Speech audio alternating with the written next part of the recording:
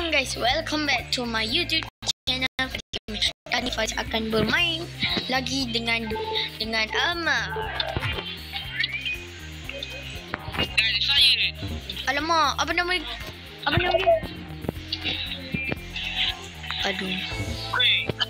Aduh habis Ukraina ya. Habis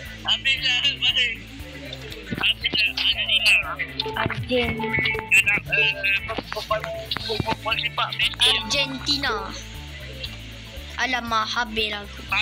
Okay guys, hari ni Faris bermain game dengan Amar lawan dengan saya. Alamak, apa nama? Oh, Mexico.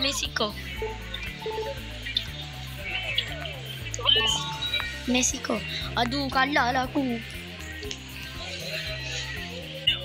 Apa ni? Alamak. Weh, apa nama? Amar ni.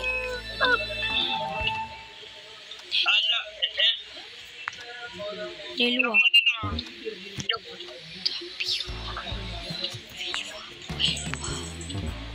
Alamak, apa nak?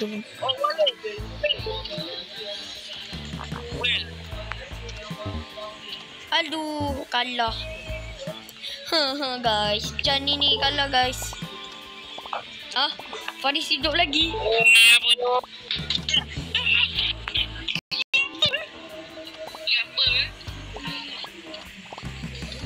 Jap, Faris. Jap. Apa yang nama dia?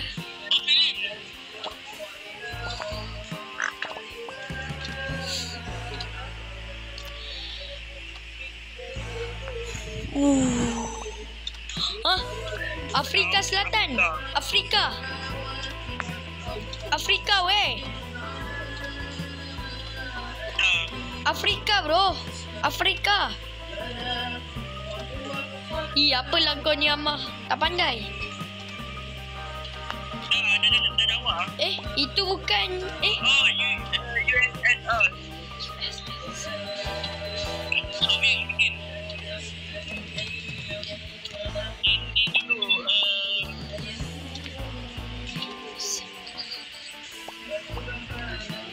Soviet Union.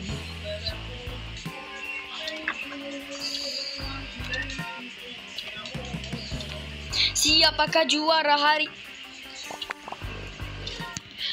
Tiba gelagar berupa harapan, 4 pesalin melangkah ke depan. Gaya usaha silih berganti. Siapakah Indonesia? Dari rasa menjadi kuasa. Indonesia lah. Cemerlang guys. Faris tunggu Amar ni. Guys, Faris tutup video ni 4:00 ya. Start video Faris kejap.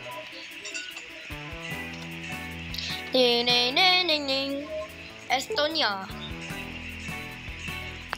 Bila aku nak main ni? Bosannya. Korang dah sampai mana lah?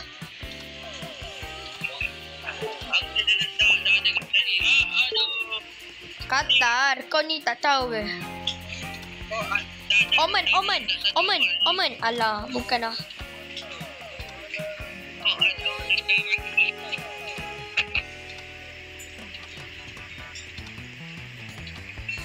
Okay guys, sampai sini saja video kali ini. Dan jangan lupa like dan subscribe Faiz Gaming sebab dah 400.